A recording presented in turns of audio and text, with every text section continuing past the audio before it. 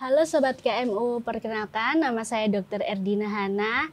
Nah, sore ini kita akan membahas topik yang menarik terkait kelainan refraksi yang akan dibawakan oleh Dr. Irma Pasaribu, spesialis mata. Dr. Irma merupakan dokter mata yang berpraktek di Klinik Mata KMU Gresik dan NEC Surabaya. Kita sapa dulu Dr. Irma yang sudah hadir bersama kita. Assalamualaikum dok. Waalaikumsalam Selamat sore. warahmatullahi wabarakatuh. Bagaimana kabarnya dokter? Alhamdulillah sehat. Baik ya, Dokter Erdina? Alhamdulillah Baik sehat juga dok. ya, alhamdulillah. Iya. Dokter, jadi kan ini kan keluhan mata yang disampaikan dari sobat-sobat KMU ini banyak terkait kelainan refraksi dok. Jadi pada sore hari ini kita akan mengupas tuntas terkait kelainan refraksi yang akan dibawakan oleh dokter. Sebelumnya saya ucapkan terima kasih ya dok ya atas Sama-sama. kehadirannya. Nah, kita mungkin bisa memulai dengan dokter memberikan penjelasan terkait apa itu kelainan refraksi, penyebabnya bagaimana. Mungkin silahkan dokter. Ya, terima kasih Dokter Erdina. Baik, Sobat KMU, sore hari ini kita akan sharing ya, sekedar memberikan pencerahan apa itu kelainan refraksi. Kalau bahasa medisnya itu adalah anomali refraksi. Tetapi sebelum kita masuk ke kelainan refraksi, saya akan membahas dulu refraksi itu apa ya. Refraksi itu adalah penglihatan ya yang sejajar ya, ada cahaya yang masuk atau penglihatan mata manusia itu masuk tepat di retina. Retina itu adalah saraf mata. Jadi sumbu bola mata, maksudnya panjang bola mata itu ideal. Jadi apa yang kita lihat langsung terlihat jelas. Itu kita sebut refraksi. Nah, untuk mengukur apakah refraksi kita itu ada kelainan atau tidak, nah itu kita ukur dengan pemeriksaan refraksi ya. Kalau orang awam bilang itu adalah pemeriksaan kacamata, ya itu adalah pemeriksaan refraksi ya sebetulnya. Jadi kita akan mengetahui apakah penglihatan kita, tajam penglihatan kita itu kurang ya dibandingkan dengan orang normal ya. Dengan jarak tertentu ya, biasanya kita pakai ukuran 5 meter atau 6 meter untuk mengukur. Nah, pada kelainan refraksi ini biasanya bola mata orang tersebut atau pasien tersebut itu terlalu panjang sehingga sinar yang jatuh tidak tepat pada saraf mata, tidak tepat pada retina ya, atau saraf matanya terlalu kecil. Akhirnya tibanya ya saraf penglihatannya itu jatuhnya tidak tepat di retina tapi di belakang retina. Nah, supaya dia tepat di retina untuk sumbu mata yang terlalu panjang, bola mata yang terlalu panjang atau yang terlalu pendek, di depan lensa, di depan kornea, kita beri lensa ya, tergantung sekarang kelainannya. Kalau sumbu bola matanya terlalu panjang, kita beri lensa sferis negatif ya. Lensa cekung ya, orang awam bilang dikasih lensa minus ya. Tetapi kalau bola matanya itu pendek ya, kecil, kita beri lensa sferis positif atau orang bilang lensa positif ya, lensa plus seperti itu. Nah, penyebabnya apa? Ini tadi penyebabnya karena sumbu bola matanya itu terlalu pendek ya, jadi bola matanya kecil, dan satu lagi sumbu bola matanya panjang. Ada lagi tambahan satu Dokter Erdina, permukaan kornea itu tidak rata ya, permukaan kornea. Jadi kornea itu bentuknya seperti softland ya. Kalau kita lepas satu-satu ya bola mata mata kita tuh kornea itu bentuknya seperti softland ya. Nah, itu nggak rata, nggak mulus. Otomatis sinar yang jatuh di retina nggak satu tapi banyak. Nah, kita sebut itu kelainannya adalah astigmat. Nah, tetapi orang awam menyebutnya itu silinder. Nah, kenapa kok disebut silinder? Karena astigmat ini akan kita koreksi dengan lensa silinder. Nah, orang awam ngertinya silinder, ya. Dipikir silinder itu parah. Padahal bukan, Dokter Erdina. Silinder itu adalah salah satu model lensa yang akan kita pasang. Jadi lensa itu ada sferis, bisa positif atau negatif. Kemudian ada yang silinder. Seperti itu. Itu semua bisa mengkoreksi untuk penglihatan kita. Nah, ini yang kita bicarakan tadi ini untuk lihat jauh ya, Dokter Erdina. Otomatis kalau misalnya sinar jatuh tidak tepat di saraf mata, tidak tepat di retina, penglihatan kita jadi buram. Nah, itulah gejalanya. Salah satunya adalah buram, ya. Kadang-kadang kita ngelihat jauh itu harus dengan begini, memicingkan mata, ya, satu. Yang kedua, kita bisa maju. Kita bisa maju ke objek, ya. Itu terjadi pada anak-anak usia sekolah. Dia selalu maju ke dekat papan tulis, atau dia tanya ke temennya, itu tulisannya apa? Nah, seperti itu, ya. Itu adalah buram, ya. Yang ketiga, bisa pusing, Dokter Erdina, ya. Karena apa? Harusnya pada saat kita melihat jauh itu tanpa akomodasi, artinya rileks, benar-benar rileks, tanpa kita paksa, ya. Tanpa kita paksa. Kalau kita tidak kelihatan, artinya kita memaksa diri kita, mata kita itu untuk berakomodasi. Nah, itu cepat lelah. Cepat lelah ya, Dok, ya. Satu, cepat lelah. Dua, pusing, ya. Jadi akhirnya keluhan itu akan muncul terus menerus. Kadang-kadang sampai ada yang naik turun tangga itu sering terjungkal, ya. Nah, itu karena fokusnya nggak sesuai, ya. Dipikir sudah nyampe, ternyata belum. Biasanya itu pada orang-orang yang astigmat, ya. Apalagi kelainannya bisa salah satu matanya ukurannya lebih besar dibandingkan mata sebelah, ya. Itu sudah terjadi komplikasi, Dokter Erdina.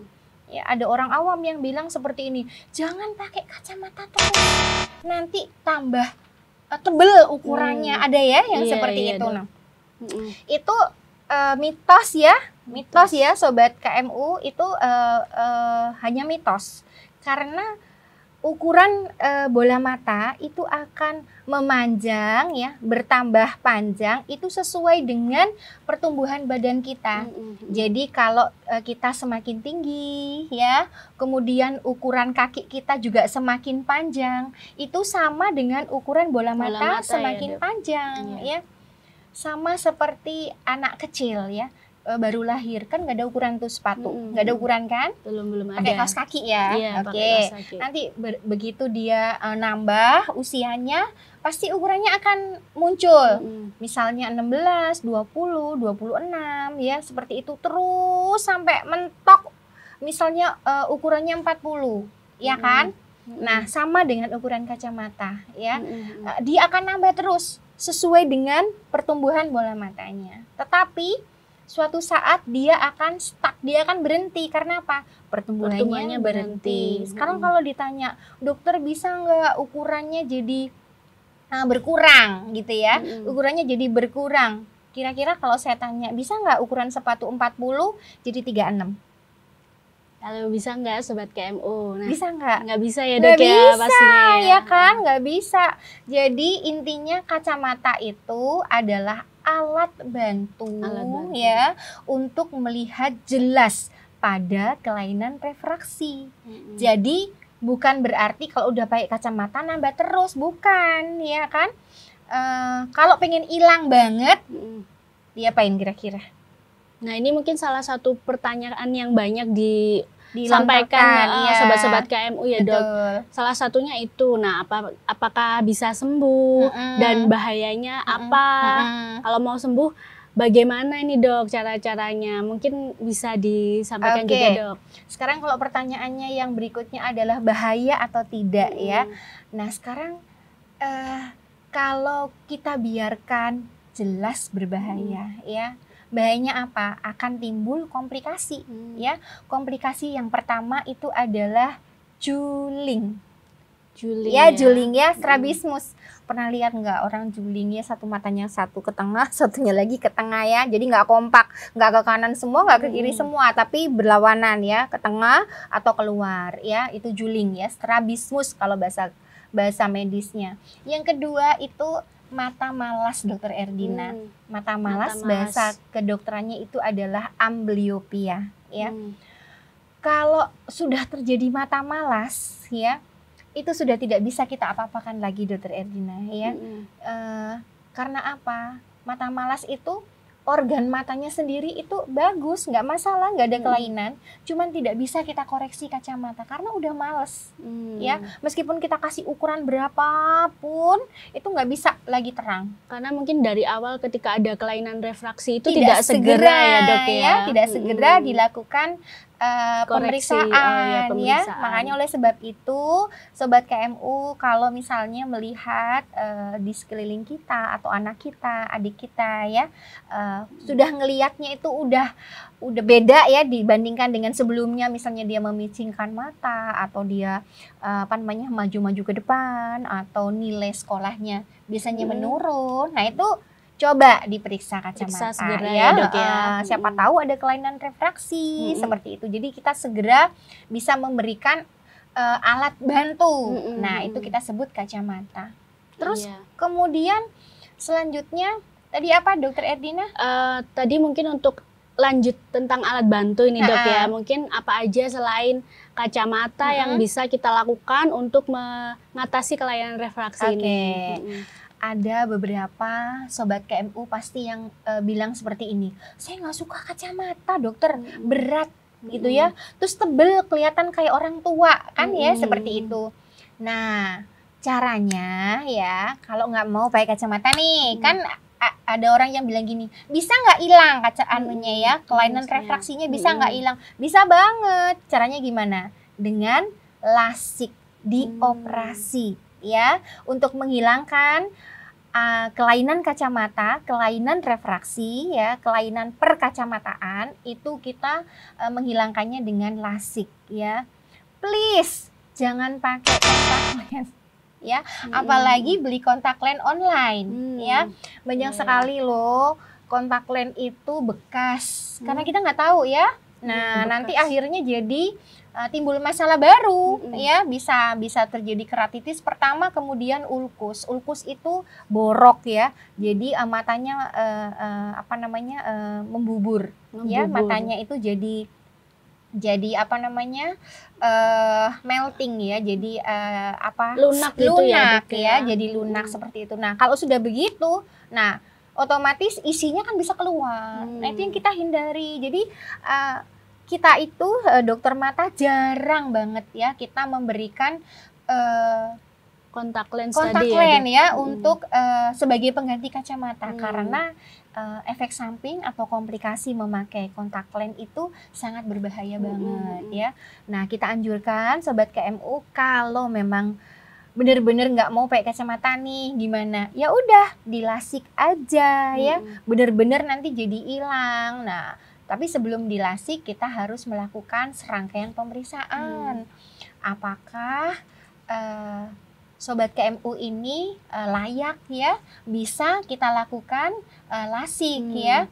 Jadi kita screening awal dulu ya. Kalau sudah kita screening awal hasilnya baik, nah jadi baru kita lanjutkan dengan lasik seperti itu, Dokter Erdina. Baik, jadi dari yang disampaikan Dokter Irma tadi Dok, lebih direkomendasikan penggunaan kacamata ya Dok, meskipun lensa kontak itu juga bisa mengatasi kelainan refraksi. Betul. Namun sebaiknya tetap atas saran dari dokter mata ya Dok ya. Selain kacamata dan kontak lens, ada lasik tadi ya Dok ya. Iya betul. Sebaiknya tetap sobat-sobat KMU ini periksa dulu ya. Iya betul. Bisa dilasik atau tidak. Iya, jadi gitu. Bukan seperti nonton bioskop ya, Dokter Erdina, datang terus mau langsung nonton gitu ya. Nggak bisa, datang mau langsung lasik gitu nggak bisa. Jadi tetap harus ada syarat-syarat tertentu. Nah, itu gunanya apa? Ya, kita sebut itu prelasik ya. Itu screening awal ya. Gunanya apa? Kita bisa mengetahui seberapa amankah prosedur lasik ini dikerjakan untuk sobat KMU ya. Jadi kalau misalnya waduh nggak aman nih, korneanya tidak mencukupi ketebalannya, atau saraf matanya ada masalah. Nah, itu bisa kita beritahukan lebih awal. Jadi bukan langsung kita kerjakan seperti itu, Dokter Erdina gitu.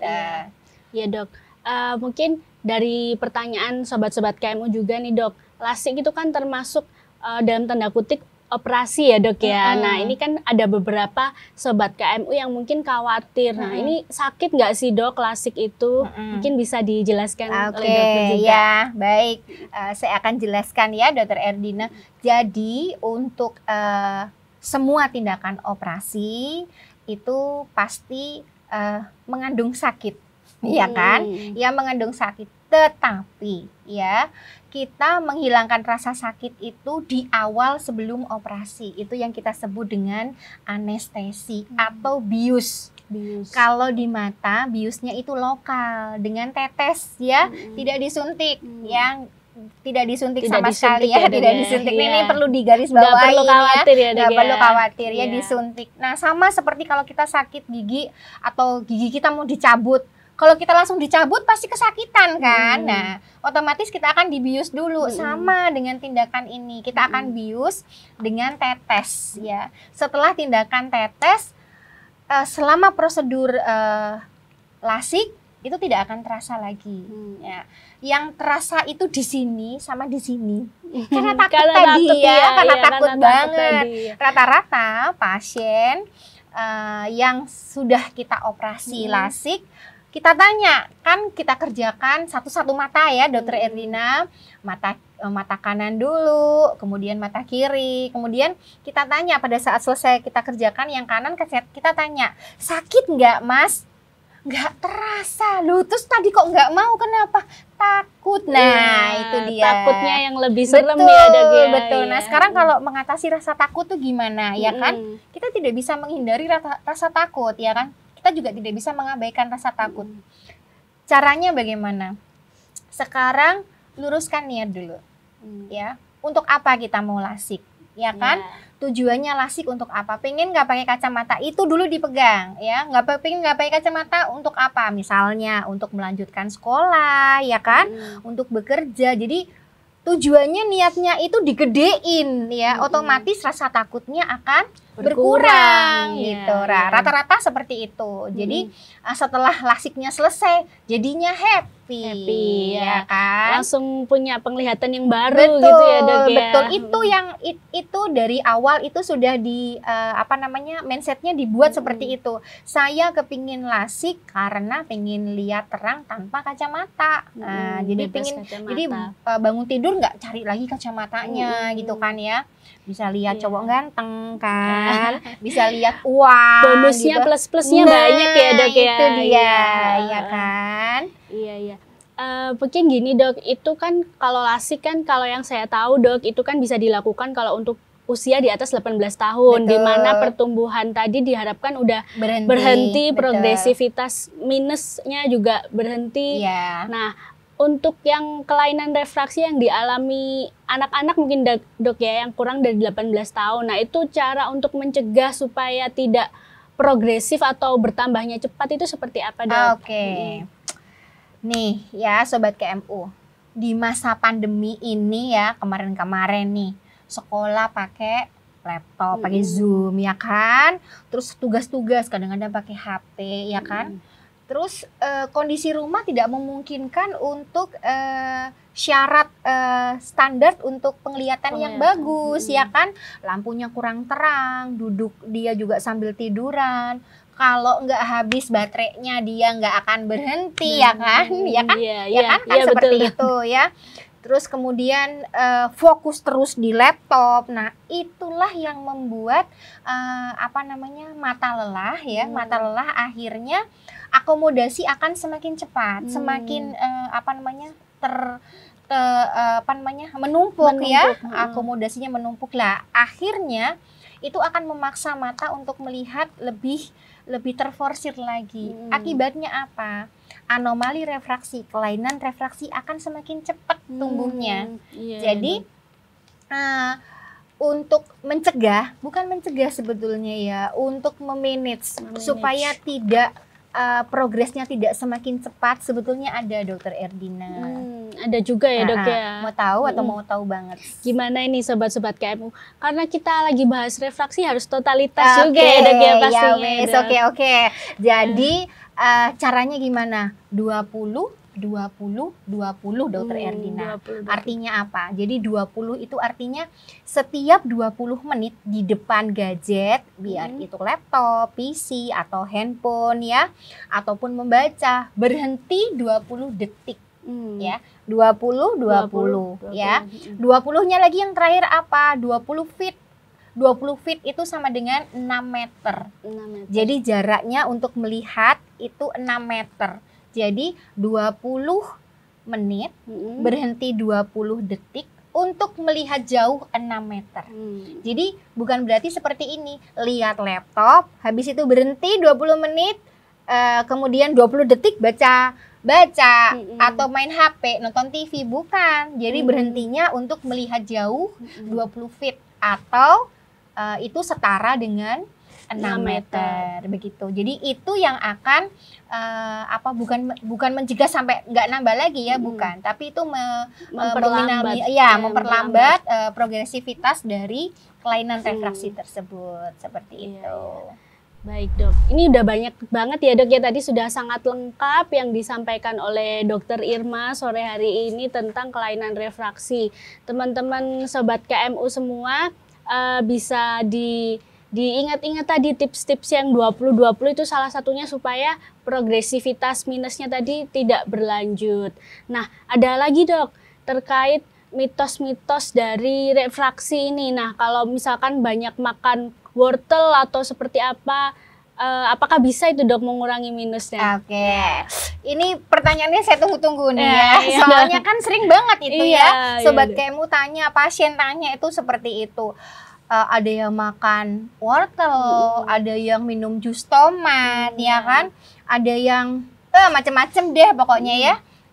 Nah sekarang saya tanya ya, kira-kira nih kalau bola matanya sudah panjang, ya minum jus wortel atau tomat, kira-kira dia bisa kecil lagi nggak? Nah, gimana? Ayo. Atau saya analogikan, saya ibaratkan ya, kakinya yang sudah nomor 40 kakinya, ya sepatunya sudah nomor 40.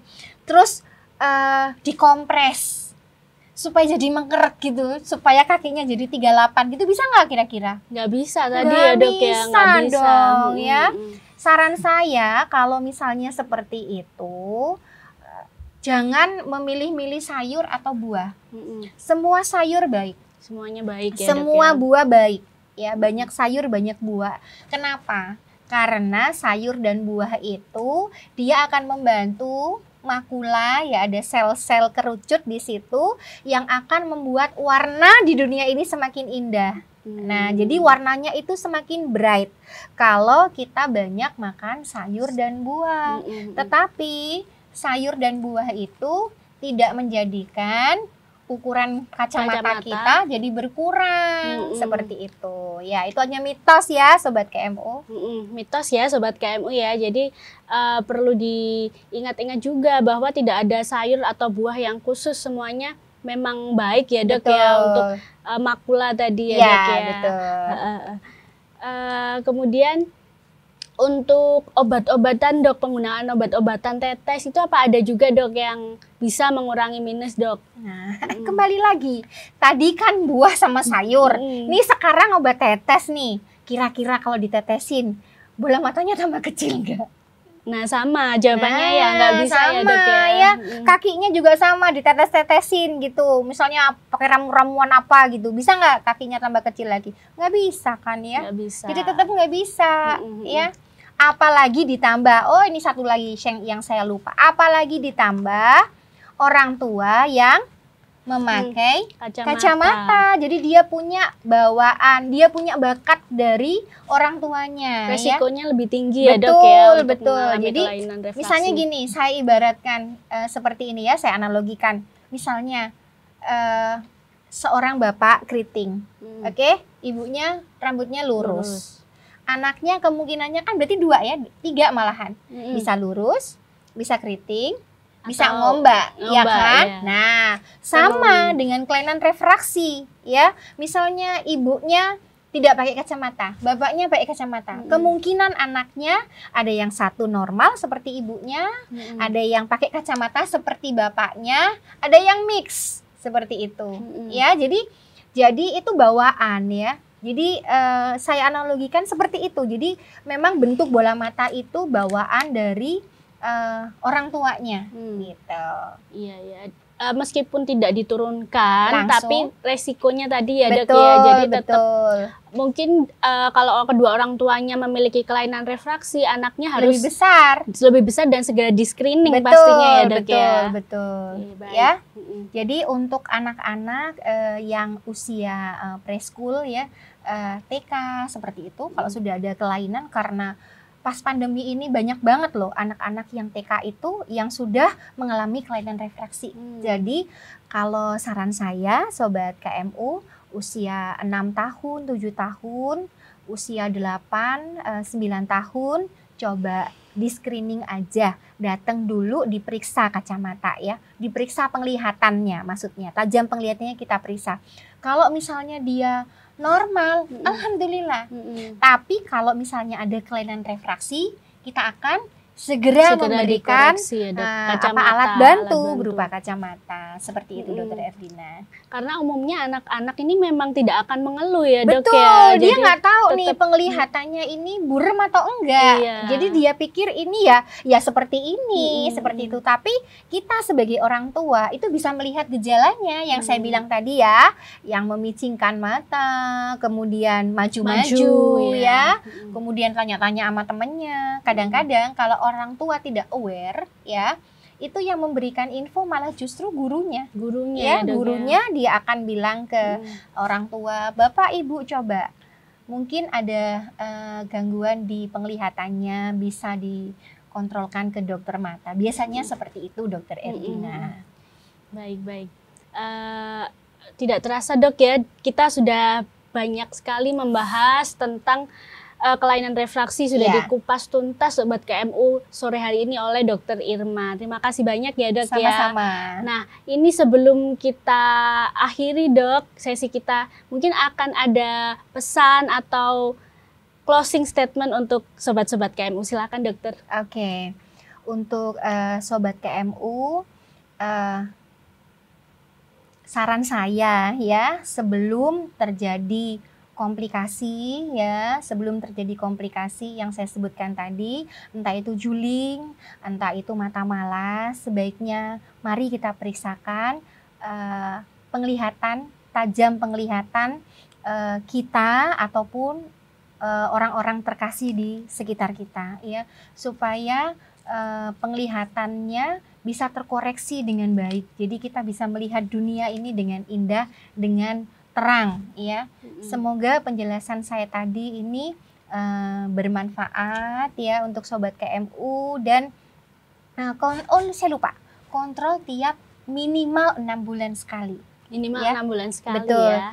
Jadi kacamata itu tidak bisa dipakai seumur hidup ya Dokter Erdina, tidak bisa dipakai seumur hidup. Jadi kita harus kontrol tiap 6 bulan. Apakah ukuran kacamatanya itu masih sama atau perlu diganti? Nah, 6 bulan sekali secara rutin kita harus kontrol. Ya, gitu untuk ya. memastikan apakah minusnya tadi nambah atau tidak ya dok betul. ya. Karena ada tadi komplikasi atau tidak, iya, ya kan? Karena akan tidak nyaman, muncul keluhan pusing. Betul. Seperti Jadi tadi ya dok kita ke dokter mata itu jangan nunggu pecah kacamatanya, jangan nunggu hilang ya, jangan nunggu pusing ya. 6 bulan sekali coba segera kontrol untuk melihat apakah kacamatanya masih layak dipakai atau tidak. Gitu ya Dokter Erdina. Baik, iya. Baik. Terima kasih ya dok ya sekali lagi. Semoga saya bermanfaat. ucapkan semoga bermanfaat untuk sobat-sobat KMU. Seru sekali ya dok ya pembahasan kita sore ini tentang kelainan refraksi. Semoga bermanfaat untuk sobat-sobat KMU semua. Dan jangan lupa sobat-sobat KMU di sini untuk subscribe dan like channel YouTube Klinik Mata KMU dan channel-channel sosial media yang lainnya. Tetap jaga kesehatan mata dan sampai jumpa di talk show selanjutnya.